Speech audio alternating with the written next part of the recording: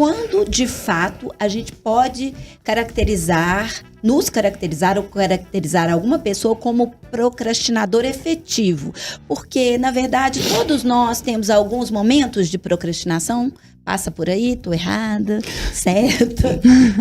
Não, eu acho que você tá certa, né?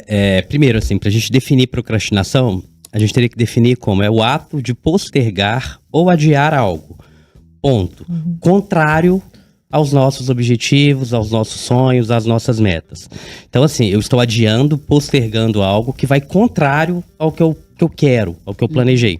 É diferente, por exemplo, a pessoa, ela planejou, sei lá, perder peso, planejou estudar mais e aí por algum motivo ela torceu o pé.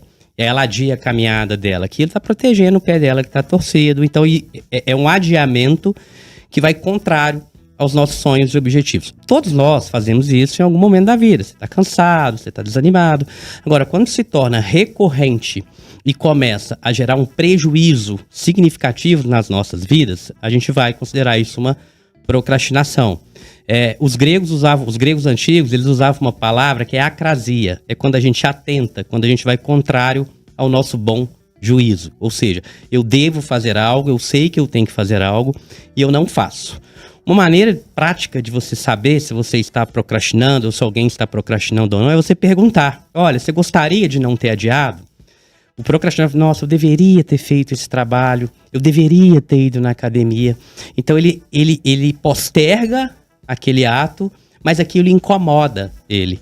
Isso, inclusive, é uma das consequências negativas da procrastinação que a gente vai fazer aqui. Isso gera muito sofrimento quando é recorrente. E quando a gente fala em procrastinação, a gente tem basicamente 4 raízes, e algumas delas vocês já falaram aqui. Lorena falou muito bem essa questão do estado interno. A procrastinação é um conflito do nosso estado emocional com a nossa razão. Alguns chamam de um conflito entre processos quentes, que são os processos emocionais, né? O bottom-up, que vem de dentro para fora, porque o nosso cérebro, o miolo do nosso cérebro, seria a parte mais emocional, que é o sistema límbico. E a casca, que está por fora, é o nosso sistema mais racional, que envolve áreas corticais, que se der tempo a gente pode falar aqui.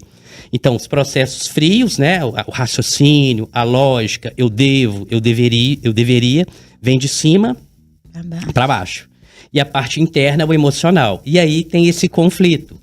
O emocional fala, tô cansado, tô com preguiça, eu funciono melhor assim, a gente funciona, depois eu resolvo, não quero ver uma Netflix, sei lá o quê. E a razão fala, você tem que estudar, você tem que fazer isso. Então, quando você tem esse conflito, a pessoa muitas vezes procrastina e isso gera um sofrimento enorme.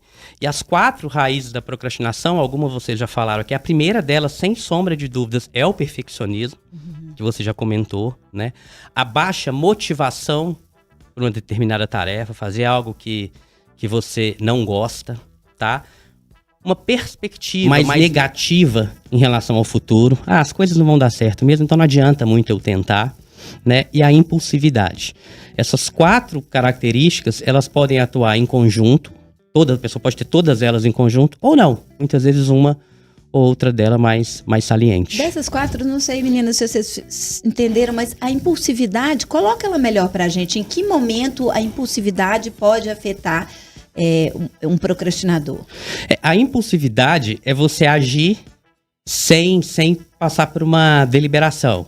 Então, você age sem raciocinar muito bem. Áreas cerebrais associadas com o sistema dopaminérgico, sistema mesolímbico cortical, que está muito associado com prazer imediato. Né? Então você é a incapacidade, aqui entre aspas, ou dificuldade de você dizer não para algo que você quer naquele momento, né? Podemos pensar aqui um doce, ficar deitado até mais tarde, assistir uma Netflix, né? Você tem uma incapacidade de dizer não para isso, né? E uma incapacidade também de dizer sim para aquilo que vai te gerar uma gratificação mais tardia. Nós, seres humanos, de modo geral, a gente é natural ter essa dificuldade. A gente vê muito mais valor, de um modo geral, pelo menos a maioria das pessoas, naquilo que está na sua frente, naquilo que está imediato. Você tem uma torta de chocolate, você vai deliciar na hora. Se você evitar aquela torta para depois conseguir um corpo, uma saúde melhor, enfim, isso vai demorar, isso é daqui a 6 meses, daqui a 1 ano, a gente não consegue enxergar isso muito Só bem. no pensamento já comi a torta Não, também. inteira, de lamber o pratinho. A impulsividade entraria muito aí, né? É uma dificuldade de você frear novamente a questão emocional. Né? Que a gente poderia dizer que é o controle inibitório. Nosso córtex pré-frontal faz isso. Ele inibe algo agora, visando uma gratificação depois. Algumas pessoas têm essa dificuldade. E a impulsividade entra muito aí. Agir sem pensar. A acrasia lá dos gregos, né? Atentar contra o bom juízo. Ô, doutor Bruno, e na situação, por exemplo, que a gente tem um estudante, que ele tem um prazo também para entregar um trabalho, ele fala, eu deixo para fazer em cima da hora, porque eu acredito que ele não tenha muita consciência da complexidade daquele trabalho. Onde que entra a questão da consciência também, sabe? Do autoconhecimento nisso. Que a pessoa, às vezes, vai achando que vai conseguir resolver na véspera, quando vê o negócio é muito mais difícil. Algumas e fica nem muito olham, mais né, estressada. Nem olha o tamanho que aquilo pode ter e vai deixando. Na hora que chega, na véspera da prova, por exemplo, descobre que são 10 capítulos.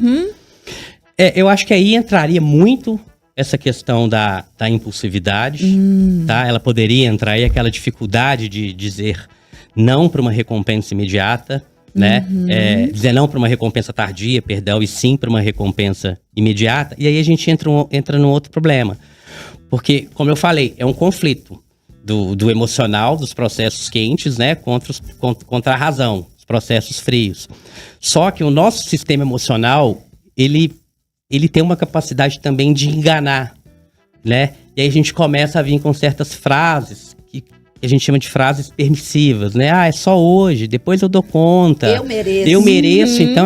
Aí se a gente fizer raciocinar, merece por quê? Né? Isso é algo assim... Essa do eu mereço, pra mim, é a que mais me pega. Eu também. Só que se a gente começar a confrontar isso, e a gente já tá entrando talvez para um ponto mais prático, né? Tá, eu mereço, mas mesmo você merecendo, vai ter um preço para isso, você vai ter consequências, talvez você não vai entregar no prazo, você vai perder pontos, se for num trabalho você pode ter consequências, até uma demissão. Então, esse eu mereço, muitas vezes, é uma crença que a gente chama de crença permissiva. E a nossa mente, ela começa a dar essas permissões. Mas quando a gente racionaliza isso, será que merece mesmo? Tá, mereço. Mas mesmo você merecendo, pode ser que você tenha várias consequências negativas em cima disso. Então, na hora de pensar sobre procrastinar ou não sei se as pessoas têm essa consciência, né? Isso que eu queria te perguntar. Eu acho que talvez não tenham ali, que é de fato uma procrastinação, né? Às vezes elas acham, eu tô com preguiça, hoje minha preguiça tá maior.